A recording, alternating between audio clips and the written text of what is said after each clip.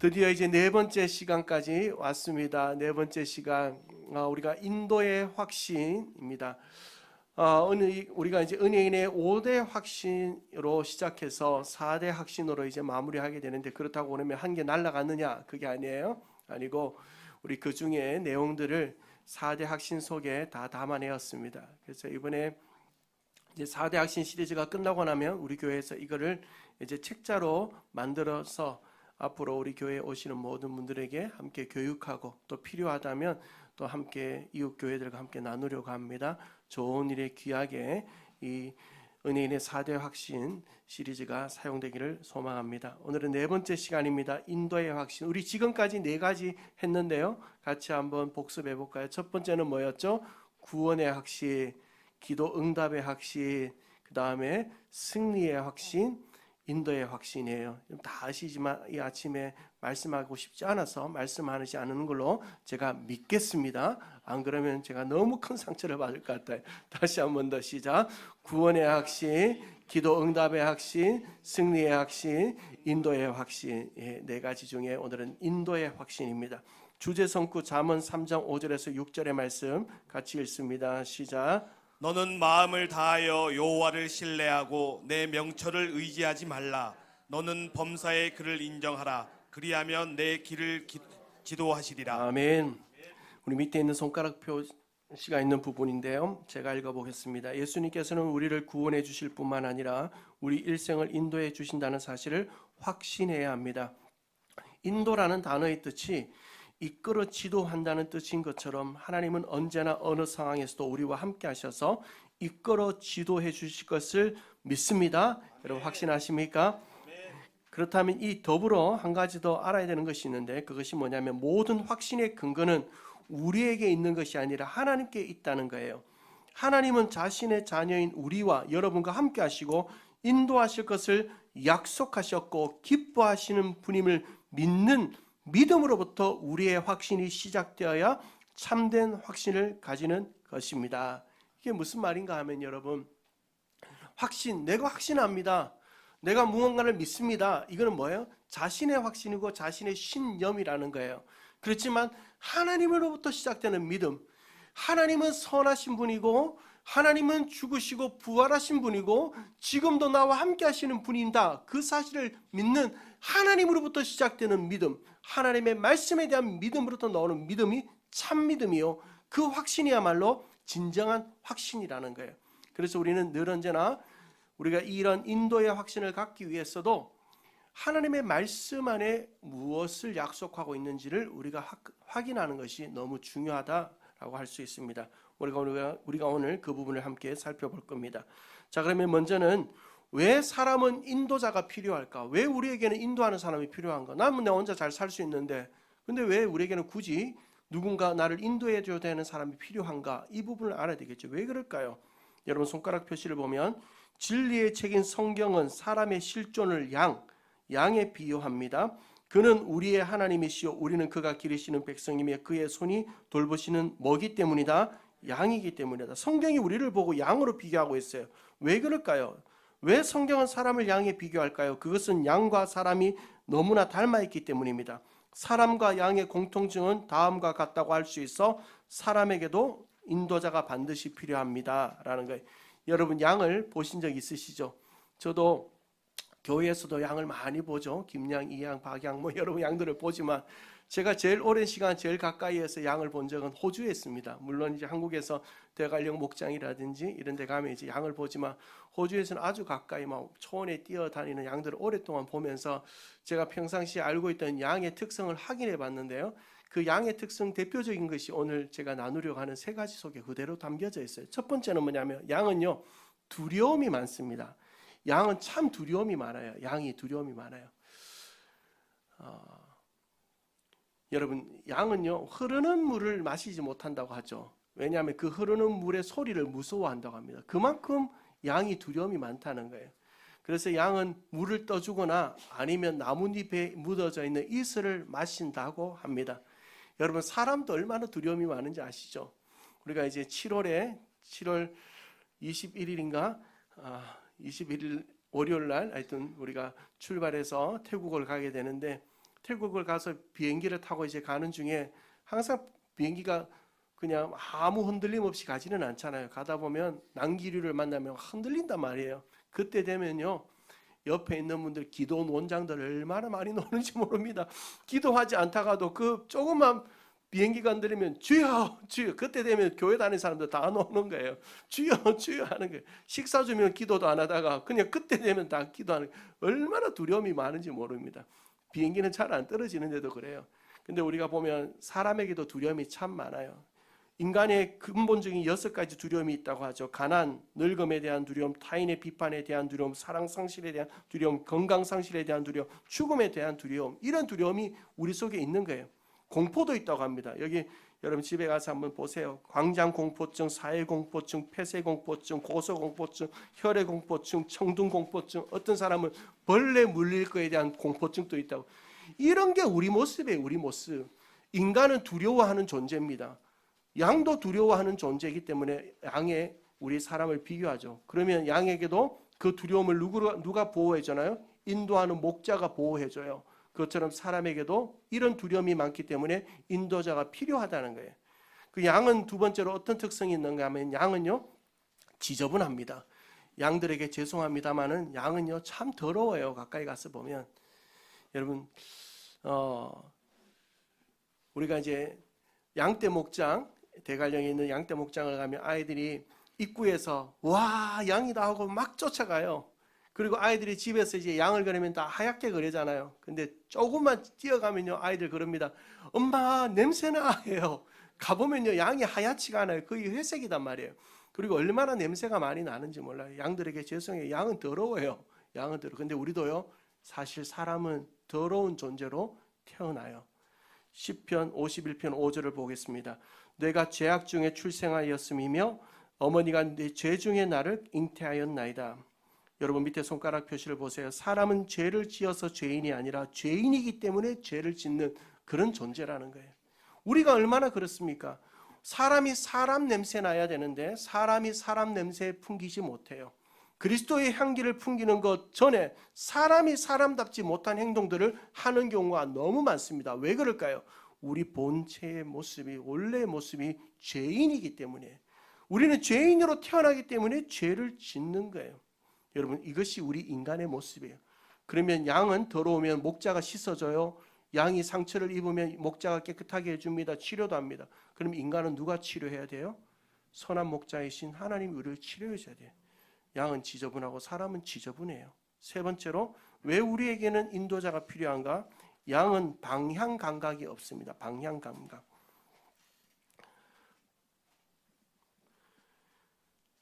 이사야 53장 6절 말씀인데 우리 같이 한번 읽어볼까요? 시작. 우리는 다 양 같아서 그릇 행하여 각기 제 길로 갔거늘 여호와께서는 우리 모두의 죄악을 그에게 담당시키셨도다. 각기 제 길로 갔거늘. 여러분 양이 하루를 마치고 저절로 집으로 돌아오는 경우는 없잖아요.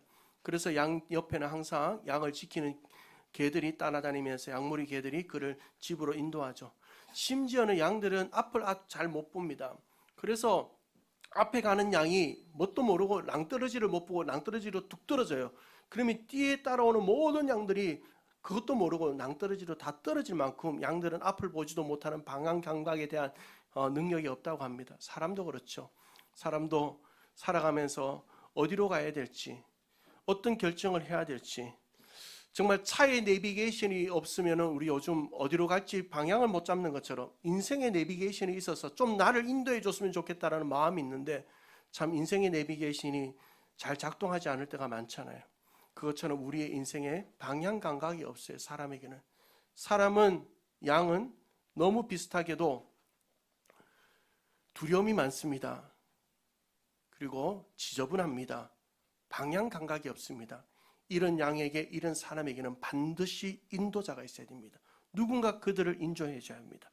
자, 우리 손가락 표시를 보면 이러한 양의 특성을 고려할 때 양에게 반드시 목자가 있어야 하듯 양의 특성을 닮은 사람에게도 자신을 바른 길로 인도할 목자는 반드시 필요합니다.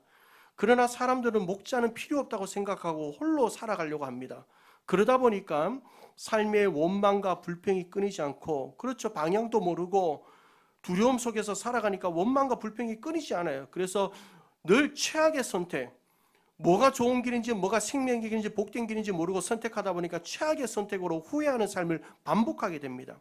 자, 그렇다면 사람을 바른 길, 복된 길로 인도하는 하나님, 참된 목자이신 하나님, 그분은 어떤 분일까요? 라는 것을 우리가 알아야 되겠죠. 두 번째, 우리의 인도자 하나님은 누구십니까? 밑에 손가락 표시를 보면요, 하나님과 그분의 성품에 대해 모르기 때문에 불신하고 의심하며 사는 사람들이 많아요. 그래서 하나님에 대해 아는 것이 중요한 것처럼 인도의 확신을 갖기 위해서도 이런 두려움이 많고 지저분하고 방향 감각이 없는 우리를 하나님이 인도하실 때 우리가 무엇을 기대할 수 있는지를 아는 것은 중요합니다. 우리가 하나님의 인도함을 받을 때 우리에게 일어나는 축복이 무엇인지, 역사가 무엇인지 아는 것은 너무 중요합니다. 그래야 하나님의 인도를 사모하게 되겠죠. 그러기 위해서 시편 23편을 중심으로 인도자 하나님에 관하여 우리가 이 시간 알아보기를 원합니다. 첫 번째, 우리를 인도하시는 하나님은 선한 목자인 줄로 믿습니다. 선한 목자예요. 우리 하나님 선한 분이시에요. 시편 23편 1절에 보면 여호와는 나의 목자시니라고 말씀합니다. 목자다. 하나님은 우리의 목자다라고 말씀합니다. 그리고 요한복음 10장 14절에 보면 그 목자가 어떤 목자냐? 나는 선한 목자다라고 합니다. 선한 목자이신 그분은 우리를 위하여 목숨까지도 내어주시고 자신의 독생자까지도 내어주신 삼위일체의 하나님인 줄로 믿습니다. 선한 분이에요. 목자라고 다 목자가 아니에요, 여러분. 겉으로는 멀쩡해 보이죠. 겉으로는 그럴듯해 보입니다. 그런데 목자라고 다 목자가 아닙니다. 거짓 목자가 너무 많습니다. 우리를 잘못된 길로 인도하는 목자들이 너무 많습니다. 그런 의미에서 우리 교회 안에는 좋은 목자들이 계신 것 너무 감사합니다. 각 목장마다 목자들이 계시죠. 저도 부족하지만 좋은 목자가 될 수 있도록 기도 많이 해주시기 바랍니다. 그런데 우리 주님은 선한 목자예요. 우리를 바른 길로, 좋은 길로, 생명의 길로 인도하는 목자라는 거예요. 자, 그런 선한 목자는 우리에게 어떤 것을 또 허락하는가? 두 번째, 우리를 인도하시는 하나님, 선한 목자이신 하나님은 우리의 부족함을 채우시고 복을 주시는 분인 줄로 믿습니다. 부족함을 채우고 복을 주신다는 거예요.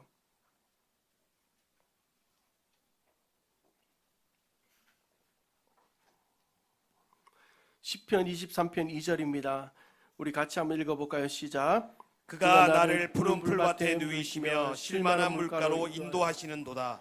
여호와는 나의 목자시, 내게 부족함이 없다라고 했잖아요. 왜 부족함이 없는가 하면 목자가 나를 푸른 풀밭 실만한 물가로 인도하기 때문이에요. 여러분, 목자들이 한 번씩 오랜 기간 동안 양을 데리고 목양하기 위해서 목자들이 양을 끌고 나가는 적이 있다고 합니다. 보통 이제 겨울과 봄을 빼고는 그렇게 하는데, 그러면 양들이 이제 풀을 뜯어 먹죠. 그러다 풀이 없어요. 그러면 목자가 어떻게 하는가 하면 높은 산 위로 올라가서 이 양들을 데리고 갈 좋은 풀이 있는 곳, 꼴이 있는 곳, 또한 쉴만한 장소가 있는 곳을 산 위에서 보고는 양을 데리고 가서 거기에서 복된 삶을 살도록 해주는 거예요. 그게 선한 목자예요. 우리 하나님이 그렇게 하시는 거예요. 우리 하나님이 우리 인도해 가실 때 그냥 풀도 없고 쉴 곳도 없는 곳으로 인도하는 것이 아니라 좋은 곳으로, 쉴만한 곳으로 인도해 주셔서 우리에게 날마다 부족함이 없도록 복된 삶을 살 수 있도록 역사하시는 분인 줄로 믿습니다. 그래서 민수기 6장 24절에서 26절에 보면 여호와는 내게 복을 주시고 너를 지키시기 원하며 여호와는 그의 얼굴을 내게 비추사 은혜 베푸시기를 원하며 26절 같이 읽어볼까요? 시작. 여호와는 그 얼굴을 내게로 향하여 드사 평강 주시기를 원하노라. 아멘. 여호와 하나님께서 누구에게? 우리들에게, 선한 목자이신 그분께서 그 선한 목자의 인도함을 받는 우리들에게 복을 주시고 부족함이 없이 채우시는 분인 줄로 믿습니다. 세 번째로 우리를 인도하시는 하나님은 소생케 하십니다. 소생케 하신다라는 거예요. 지금은 시편 23편 말씀을 중심으로 살펴보고 있습니다.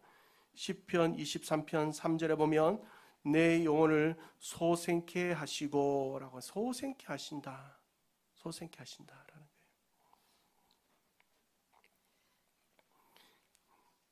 여러분, 소생케 한다는 이 히브리 말은 슈브라는 단어인데 되돌아가게 한다, 회복한다, 라는 의미예요. 또 넓은 의미로 따지면 깨끗하게 한다 이런 의미도 가지고 있어요.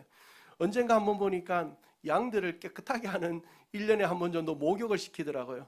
목욕을 시키는데 목자들이 양을 데리고는 그냥 이렇게 뭐 받아놓은 물에다가 약품을 좀 탄 것 같은데 그 이렇게 덕 던져 넣어요. 던져 넣으니까요. 그 하얀색 물인데 약품 있는 물인데 새카매서 누렇게 변해. 얼마나 지저분한지요. 목자가 그렇게 깨끗하게 해줘요, 양들을. 그리고 때로는 상처가 나면 약을 받고 기름을 발라서 상처도 치료해줘요. 슈브하는 거예요. 소생케 해주는 거예요.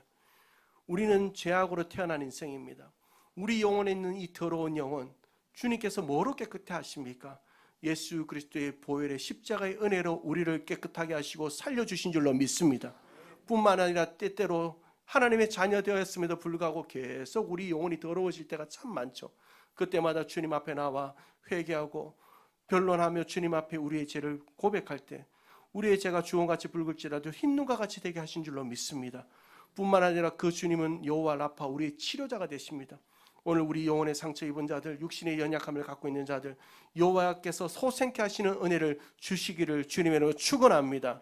여호와는 우리의 목자가 되셔서 우리를 소생케 하십니다.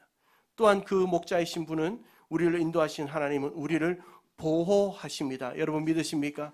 하나님 우리 보호하고 계세요. 우리를 지키시고 계세요.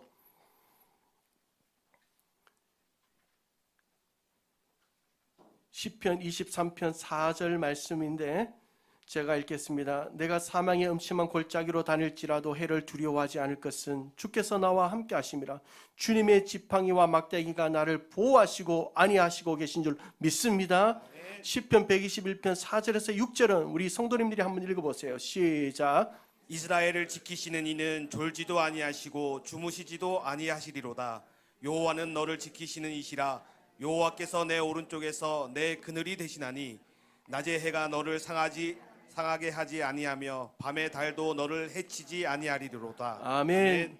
이스라엘 백성들이 광야라는 곳에서 40년이라는 세월 200만 명이 걸어갔습니다. 200만 명. 근데 이 200만 명이 그 광야 낮에는 뜨겁고 밤에는 춥고 독충과 해충이 드글드글대는 그곳에서 어떻게 지킴을 받았습니까? 하나님께서 구름 기둥, 불 기둥. 근데 불 기둥이라는 것은 불의 기둥이 아니라 구름이 밤에는 불 기둥처럼 세워지고 낮에는 그들을 덮어주는 거예요. 그 크기가 일반 성경학자들은 200만 명을 덮을 정도의 구름이라면 여의도 광장 약 2배 정도의 사이즈라고 일반적으로 얘기합니다. 그 넓은 구름으로 200만 명을 덮으셔서 낮에는 뜨거운 것으로부터 보호하시고 밤에는 추위와 각종 무서운 것으로부터 그 불기둥과 같은 구름 기둥으로 그들을 지키십니다. 여러분, 우리의 인생의 기름을 걸어가고 있는 이 중에 하나님께서 우리를 구름 기둥으로 지키시고 구름으로 덮지 않으면 우리가 하나님의 그 보호하심이 없다면 오늘도 이 자리에 있을 수 있는 사람은 없습니다. 하나님이 여러분을 보호하고 계시고 여러분의 가정을 지키고 계시고 여러분의 인생을 보호하고 계심을 믿으시기를 주님의 이름으로 축원합니다. 선한 목자는 우리를 지켜주시는 분이에요. 우리를 보호하시는 분이에요. 우리가 얼마나 많은 위험 속에 살아갑니까? 지난주 여러분 많이 운전하셨죠? 운전하는 속에 내가 운전을 잘해서만 되는 것도 아니에요. 사실은 운전은 누군가 이상한 돌발적인 행동을 하면 거기에서 나는 사고는 엄청나요. 그런데도 지난 한 주 우리 하나님 우리를 보호해 주셨어요. 때로는 사고가 살짝 나려고 해도 하나님 우리 핸들을 탁 잡아주셔서 보호해 주시기도 하고요. 그게 다 하나님의 보호하심의 증거들이에요. 내가 오늘 이 자리에 건강하게 있다, 숨을 쉬고 있다, 하나님이 나를 보호하시고 계시는 증거인 줄로 믿습니다. 그리고 그 하나님, 선한 목자이신 하나님은, 우리를 인도하시는 하나님은 고난 가운데도 함께 하십니다. 고난 가운데도 함께 하십니다. 사랑하는 성도 여러분, 하나님이 여러분의 고난 가운데, 고통 가운데 지금도 함께하고 계심을 믿으시길 바랍니다.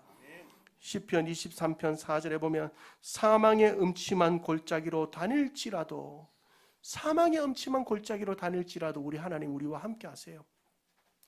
그리고 시편 46편 3절인데 우리 귀한 말씀 같이 한번 읽어봅시다. 시작. 하나님은 우리의 피난처시요 힘이시니 환난 중에 만난 큰 도움이시라.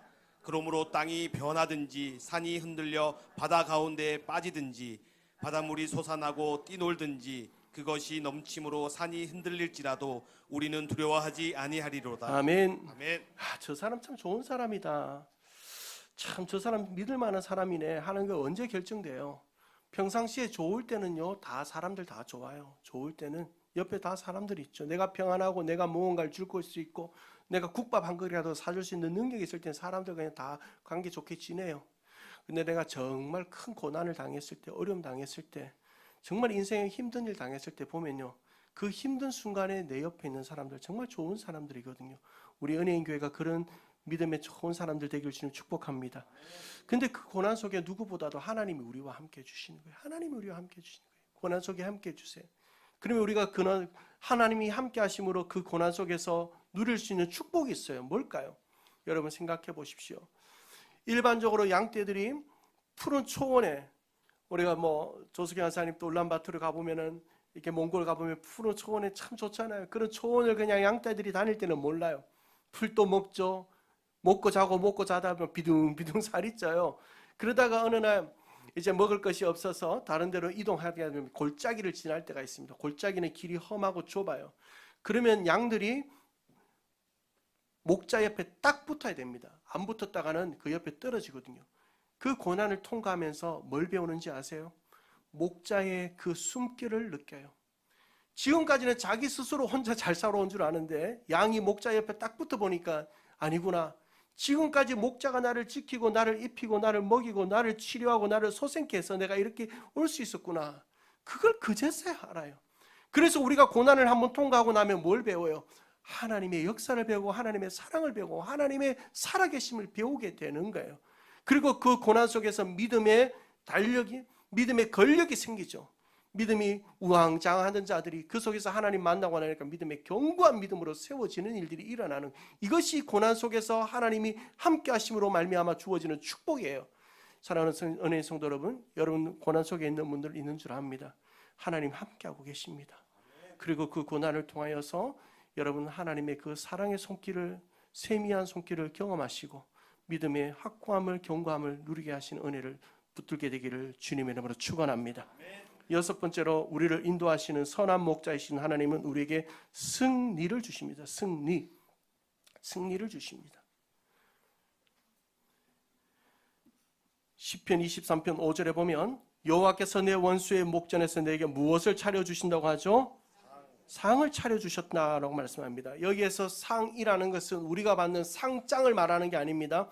우리가 어떤 경기에서 이겨서 받는 트로피 이런 게 아니에요. 여기에서 상이라는 것은 테이블, 밥상을 얘기합니다. 밥상, 상을 얘기하는 거예요. 곧 이 원수의 목전에서 상을 차려주셨다라는 것은 승리하신 하나님과 함께 우리가 그 식탁에 앉아 영광의 승리의 그 기쁨을 누리게 하시겠다는 거예요. 하나님이 함께 하심으로 우리는 영적인 승리, 삶의 승리를 이루게 될 줄로 믿습니다. 사랑하는 성도 여러분, 우리가 지난주에 승리의 확신에 대해서 나눴습니다. 승리의 확신. 사단이 우리에게 그 승리를 빼앗아가려고 계속적으로 공격한다고 했어요. 근데 제가 지난주 한 주 동안 강의를 마치고 대표적인 공격 3가지가 있는데 이걸 어떻게 잘 기억하게 하면 좋을까 생각을 하다가 하나님이 주신 지혜가 있는데 여러분이 은혜에게 어떻게 느껴질지 모르겠어요. 사단이 우리를 공격하는 대표적인 3가지가 있는데 뭐냐? 이렇게 기억해 보세요. MSG. 요즘 MSG 친다. 그리고 또 MSG를 가미한다. 이런 말들 많이 하잖아요. MSG. 화학 조미료 이런 거 표현할 때 MSG라 하잖아요. MSG. 첫 번째 M은 뭘까요? 머니예요. 머니 해도 머니. 여러분 돈 자체는 나쁜 건 아닙니다. 그렇지만 돈의 노예가 되는 것은 사단의 유혹인 줄로 여러분들 깨어 그 유혹으로부터 승리하시기를 바랍니다. M, 첫 번째 머니예요. 사단은 우리에게 돈으로 계속 유혹해요. 가룟 유다와 같이 돈의 노예가 되어지게 만들죠. 그 다음에 S는 뭘까요? 성적인 거. MS. 특히 조심해야 되죠. MS. 그 다음 G는 뭘까요? 마지막 G는 지밖에 모르는 자기중심적인 태도예요. 지밖에 몰라. 하나님을 믿는데도 지밖에 몰라. 자기밖에 몰라. 교회 신앙생활 하는데도 자기밖에 몰라. 이게 성경에 나와요. 말세의 때가 되면 사람들이 돈을 사랑하고 자기밖에 모른다고 얘기하거든요. 하나님도 자기 자신을 위해 존재하는 지밖에 모르는 뭐 같은 성격들이 있어요. 이거 정말 조심해야 돼. 사단은 우리에게 그렇게 유혹한단 말이에요. 세 가지 MSG. 그 사단의 공격이 머니로, 성적인 것으로, 자기 중심적 지밖에 모르는 그 생각들로 온다 할지라도 우리 주님께서 우리와 함께 하시면 우리는 승리하게 될 줄로 믿습니다. 마지막 7번째, 우리를 인도하시는 하나님은, 선한 목자이신 하나님은 영원히 함께 하십니다. 믿으십니까? 우리 주님 우리와 영원히 함께 하세요. 시편 23편 6절에 보면 내 평생의 선하심과 인자하심이 반드시 나를 따르니 내가 여호와의 집에 영원히 살리로다. 아멘이십니까? 인생의 빗살이 하나하나 빠져갈 때가 있죠. 시간이 흐르고 하면 이제 빗살이 하나하나 빠져갈 때가 있습니다. 제가 40대 초반, 거의 초반에 개척을 시작했습니다. 그때는 너무 이렇게 어려 보이고 앳돼 보이고 귀여워 보이고 그래가지고 그래도 담임 목사인데 조금 노숙해 보여야 된다 싶어서 어떻게 하면 조금이라도 노숙해 보일까 참 많이 노력을 했었어요. 그래도 뭐 잘 안 되더라고요. 근데 이제 50에 들어오니까 지금 생각하는 권사님들이 자꾸 목사님 이제 좀 젊어 보이게 하세요. 그래서 머리도 좀 깎아보고 해요. 여러분 시간이 가면 건강의 빗살도 빠져가죠. 젊음의 빗살도 빠져가죠. 사람의 빗살도 빠져가죠. 돈의 빗살도 빠져가죠. 그렇지만요. 빠지지 않는 한 가지가 있어요. 그건 하나님은 영원히 우리와 함께하는 줄로 믿습니다. 사랑하는 성도 여러분, 이 선한 목자이신 분, 자 우리 복습 한번 해볼까요? 선한 목자는 어떤 분이다? 우리 1번부터 선한 목자는 뭐예요? 우리를 인도하시는 하나님은 어떤 분이다? 선한 목자이다. 두 번째로 우리를 인도하시는 하나님은 뭐다? 부족함을 채우시고 복을 주신다. 우리를 인도하시는 하나님은 어떻게 하시죠? 우리를 소생케 하신다. 우리를 인도하시는 하나님은 우리에게 뭐 하십니까? 보호하신다. 우리를 인도하시는 하나님은 언제도 함께 하시죠? 고난 가운데도 함께 하신다. 우리를 인도하시는 하나님은 우리에게 무엇을 주시죠? 승리를 주신다. 우리를 인도하시는 하나님은 언제까지 함께 하시죠? 영원히 함께 하신다.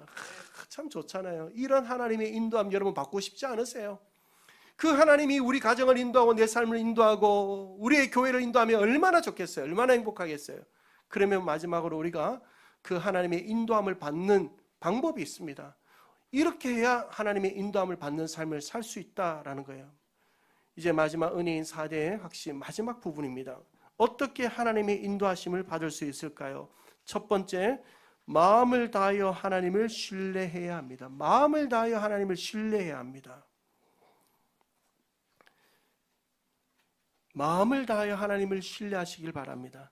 잠언 3장 5절 말씀인데 우리 같이 한번 읽어봅시다. 시작.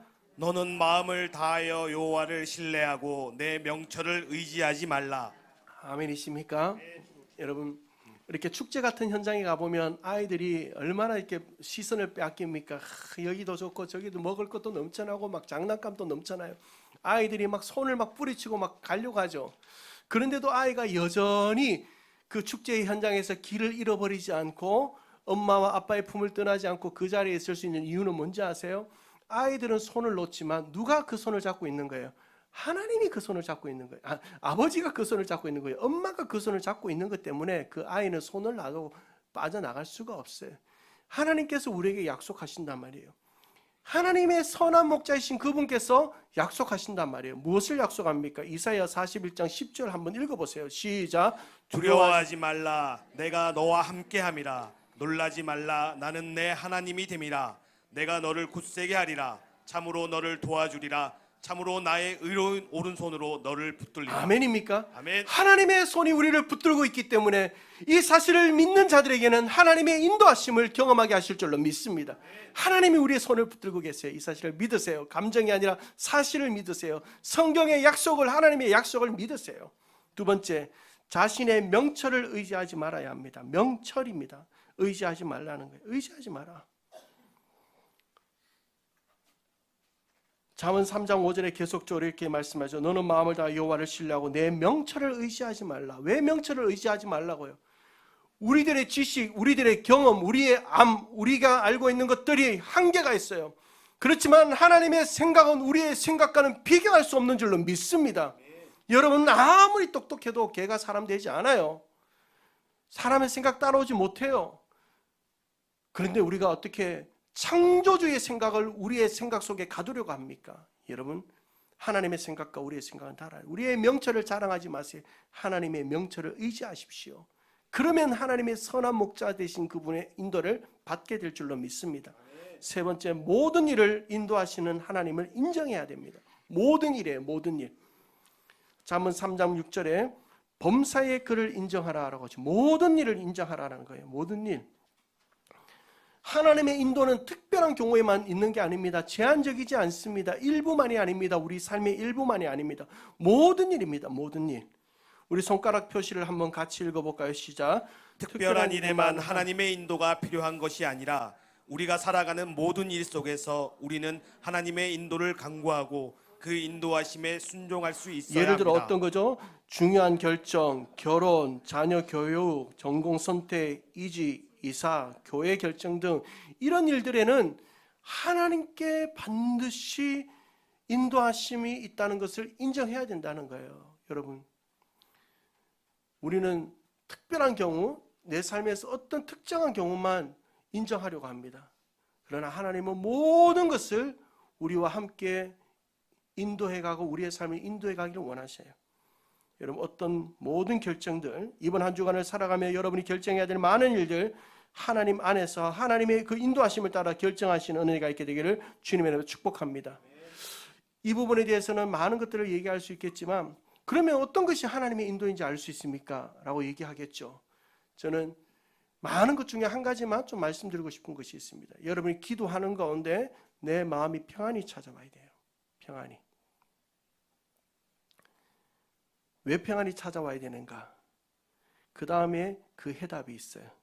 우리 안에 계신 성령님께서 우리를 인도하십니다. 라는 부분 때문에 그래요.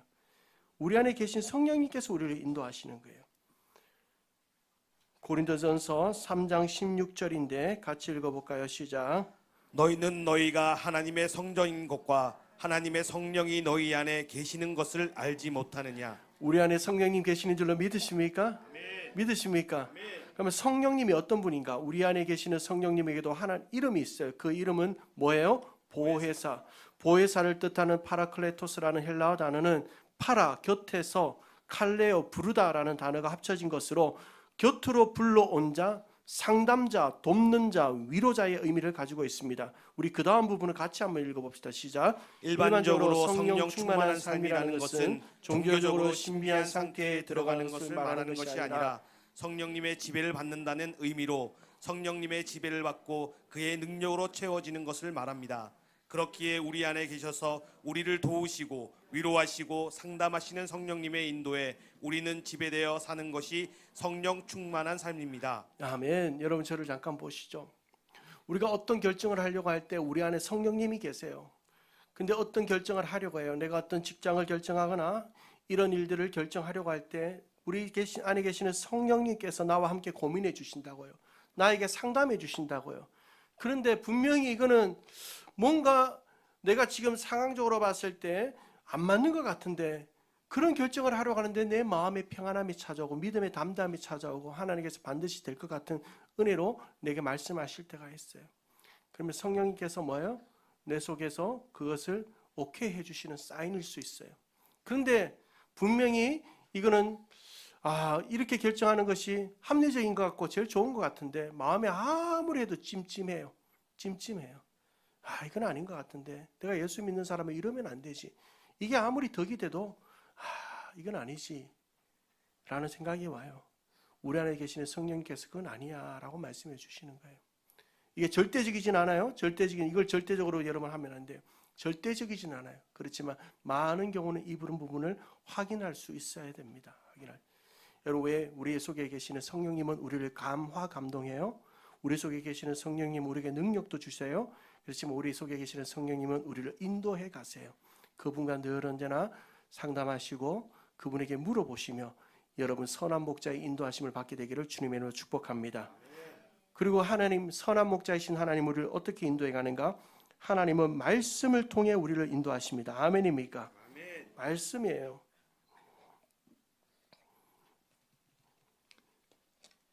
시편 119편 105절에 보면 주의 말씀은 내 발에 뭐라고 되어 있죠? 등은 뭡니까? 등은 바로 앞에만 비춥니다. 바로 앞에. 그러니까 말씀은 내 앞에 당장에 일어나는 시급한 일들의 빛을 비추어 갈 길을 보여줘요. 등이에요. 그리고 내 길에 뭐라고 되어 있죠? 빛이다. 빛은 뭐예요? 먼 길을 보여주는 거예요. 앞길까지도 보여주는. 그러니까 그 말씀은 지금 내 삶에 당장 일어나는 시급한 일뿐만 아니라 앞으로 일어나는 일들까지도 보여주시고 인도해 주신다는 거예요. 이런 삶을 사는 자들에게 어떤 복이 허락되는가? 형통의 복이 와요. 형통. 자, 여러분 저를 잠깐 보시죠. 형통. 형통이라는 이 단어가 참 중요합니다. 시편 1편 1절 그리고 여호수아 1장 8절에도 형통이라는 단어가 나와. 여러분 집에서 꼭 읽어보세요. 형통이라는 이 히브리어 단어가 온데 하나의 단어는 셸라흐라는 단어가 있어요. 셸라흐. 이건 그냥 형통한 거, 살아가는데 잘 되는 것 정도예요. 그런데 찰라흐라는 단어가 있어요. 이 단어는 하나님의 뜻이 내 삶에 이루어지는 거예요. 여러분 이것이 참된 형통인 줄로 믿습니다. 요셉과 하나님께서 함께 하심으로 은혜를 베푸심으로 그의 삶이 형통케 되었다. 찰라흐에 하나님의 뜻이 이루어지는 형통이에요. 여러분 이 형통은 누구에게만 주어지는가? 말씀을 가까이 하고 말씀을 읽고 말씀을 묵상하는 자에게만 주어지는 형통이에요. 그 말씀을 가까이 하고 말씀을 읽을 때 내 앞길의 길만이 아니라 내 먼 길까지도 하나님께서 인도해 가시는 거예요. 그래서 여러분 정말 하나님의 인도하심을 받고 싶다? 말씀을 읽으세요. 이제 6월 말 되면은 우리 성경 통도 이제 전반기 끝나는데 읽다가 접은 거 있으면 마지막 읽으세요. 묵상하세요. 말씀을 연구하세요. 배우세요. 여러분 하나님의 말씀이 처음에는 내가 말씀을 붙들지만 나중에는 말씀이 나를 붙들어 우리 가정을 붙들어 인도함을 보게 될 줄로 믿습니다. 하나님의 말씀을 통해 우리를 인도해 가십니다. 여섯 번째, 하나님은 기도를 통해 우리를 인도하십니다. 여러분 아멘이십니까? 아멘. 기도를 통해 인도하세요.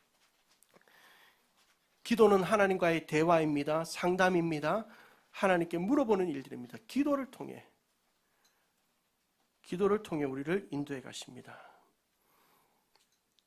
저도 이렇게 사역을 하다가 목양실에서 뭘 준비하고 계획하고 무언가를 또 쓰다가 말씀을 연구하다가 막힐 때가 있습니다. 답답할 때가 있어요. 그러면요 종이하고 볼펜 딱 들고 여기 와요. 그레이스 올에 와요. 그레이스 올에 와서 처음부터 앉자마자 하나님 이게 안 풀려요, 저게 안 풀려요 말하잖아요. 하나님 알고 있거든요. 그러면 앞에 와서 딱 앉아요. 하나님 말씀하기 전에 제가 말 안 하려고 입을 딱 닫고 가만히 있죠. 그럼 하나님이 답답해가 먼저 말씀해 주세요. 너 그것 때문에 왔지. 말씀을 읽는데 말씀을 연구하는데 이게 안 풀어져. 이걸 어떻게 우리 성도들에게 적용점을 찾아서 전해야 되는데 안 돼. 그러면 하나님께서 어떤 예와 어떤 생각들을 탁 떠올리게 할 때가 있고요. 또 어떤 사역을 하려고 하는데 하나님 이걸 어떻게 해야 될까요? 요렇게 해봐 라고 지혜를 주세요.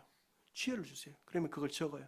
가지고 오죠. 가지고 와서 다시 그 구체화해서 사역에 접목하고 설교에 접목하는 게 일주일에 몇 번일까요? 많아요. 수없이 많아요.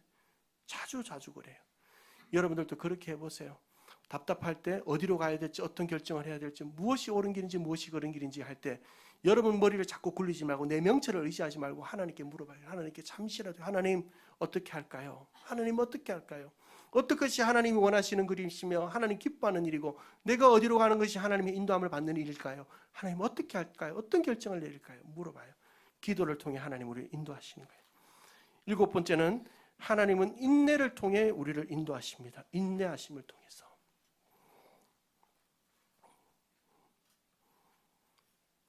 히브리서 10장 36절 말씀인데 같이 한번 읽어볼까요? 시작.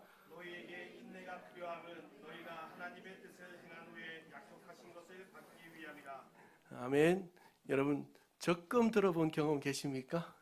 저는 아무리 생각해봐도 2번까지는 안 되는 것 같고 1번 정도 적금을 들어본 적이 있는 것 같은데 그거를 또 만기도 못 채우고 한 3번 넣다가 중도 해약했는 것 같아요. 그런데 첫 번째 넣는 순간부터 만기 때 찾을 거에 대해서 얼마나 설레이는지요. 한 번 더 넣으면서 야 만기 때 못 찾으면 어떡하지 이 생각을 했다면 두려움과 걱정으로 기다리겠죠. 그런데 한 번 그 돈 또 막 고작 제가 생각해 보니까 뭐 10만 원 조금 더 될 것 같아요. 그거 넣어놓고 11개월 후면은 한 100만 원 조금 더 찾는다 이 생각하니까 마음이 너무 좋은 거예요. 한 번도 의심해 본 적이 없어요. 찾는 날에 대해서. 여러분 그런데요. 왜 하나님께 기도하고 하나님의 말씀을 붙들고 하나님의 약속을 붙들고 가는데 하나님이 내게 왜 그 뜻을 그 약속을 응답하지 않을 거라고 불안해하세요? 여러분 적금이 하나님보다 더 믿을 만한 겁니까? 아니잖아요. 우리 하나님이 더 신실하시고 우리의 약속을 지키는 분 아니에요. 그렇다면 하나님의 그 약속을 믿고 우리가 기다릴 때, 인내할 때 어떤 마음으로 기다려야 되겠어요? 초조함이 아니라 설레임으로 기다리세요. 하나님의 때가 되면 하나님의 방법으로 가장 좋은 것을 주신다. 하나님의 때에 가장 좋은 것을 주시기 위하여 아무 때나 아무 것 주시는 것이 아니라 가장 좋은 것을 주시기 위하여 나를 하여금 기다리게 하시는구나. 여러분, 인내가 하나님의 인도함을 받는 중요한 통로임을 기억하시기 바랍니다. 아멘. 마지막은 8번째, 하나님은 모든 것인데 모든 것을 저는 이렇게 말씀드리고 싶습니다. 사람, 사건, 상황 등을 통해 우리를 인도하신다. 사람, 사건, 상황 등을 통해 우리를 인도하십니다. 모든 것이 합력하여 선을 이룬다라고 말씀했습니다. 로마서 8장 28절 우리 마지막으로 같이 한번 읽을까요? 시작. 우리가 알거니와 하나님을 사랑하는 자 곧 그의 뜻대로 부르심을 입은 자들에게는 모든 것이 합력하여 선을 이루느니라. 아멘. 모든 것이 합력하여 선을 이룬다라는 이것은 모든 것이 선을 위하여 함께 역사한다라는 거예요. 하나님께서 우리를 인도해 가실 때는 상황을 통해서 인도해 갑니다. 사람을 통해 인도해 갑니다. 어떤 환경을 통해서 우리를 인도해 가십니다. 그래서 우리가 하나님의 인도함을 인내함으로 기다리고 기도함으로 기다릴 때는 상황과 환경과 사람의 말을 잘 들어야 돼요. 직통 게시파들 있죠. 직통 게시파. 이거 무서운 거예요. 이거 정말 무슨 사람도 감당이 안 됩니다. 이런 사람들은 하나님이 직접 뭔가 말하신다. 아닙니다. 하나님은요, 대부분의 경우 사람을 통해 하나님이 이스라엘의 백성을 직접 인도해 가셨습니까? 아니란 말이에요. 모세를 통해서 인도해 가셨단 말이에요. 사람을 통해서, 상황을 통해서, 환경을 통해서 하나님의 인도하심의 섭리를 우리에게 펼쳐 보여주세요. 개척을 시작할 때 저한테는 딱 한 가지 기도 제목이 있었어요. 재정이 얼마 없으니까 하나님, 우리 교회가 은혜를 받고 은혜의 충만함을 입을 건데 그 은혜의 충만함이 세상 가운데 흘러갈 수 있는 선교 기관이 함께 있을 수 있는 건물을 주세요. 그래서 한쪽에는 교회, 한쪽에는 선교 기관이 있을 수 있는 교회를 주세요. 이거 놓고 기도했어요. 우리가 가지고 있었던 개척 자금으로는 그런 두 칸을 얻을 수 있는 방법이 없는 거예요. 두 층은 뭐 고작 말도 안 되고 그냥 한 층에 두 군데로 나눠진 것도 말도 안 되는 거예요. 근데 기도하는데 밤에 한밤중에 어디를 보는데 그런 두 칸이 나와 있어요. 우리가 가지고 있는 돈에 정확하게 맞아요. 그래서 밤에 찾아왔죠. 나성 하와이 앞에 있는 2층 건물 딱 그렇게 되어 있어요. 여러분이 지금 두 칸이라고 하니까 뭐 거창하게 생각하는데 조금 다리를 넓게 펴면 저쪽 갔다가 좀 더 넓게 펴면 이쪽에 오는 좁은 공간에 그래도 하나님께서 하나님의 인도하심을 상황과 환경으로 딱 펼쳐 보여주시는 거예요. 사랑하는 성도 여러분, 여러분의 삶에 일어나고 있는 일들을 이번 한 주간 잘 주목해 보세요. 하나님의 인도하심의 손길이 그 속에 녹아져 있어요. 여러분을 사랑하고 여러분을 위해 기도하는 많은 사람들, 믿음의 사람들의 말을 여러분 좀 들으세요. 그들의 말 속에 하나님의 인도하심의 방법들이, 길들이 있어요. 모든 것을 통해 합력하시는 그분, 제일 중요한 건 그분이 여러분을 인도하고 계신다는 사실입니다. 그 사실을 믿고 이번 한 주간도 그분의 손 안에서 승리하시는 우리 모든 은혜인들 되기를 주님이 축복합니다. 우리 같이 한번 선하신 하나님 같이 할까요? 시작. 선하신 하나님, 나를 인도해 주셔서 감사합니다. 앞으로도 영원히 나를 인도해 주실 줄로 믿습니다. 아멘입니까?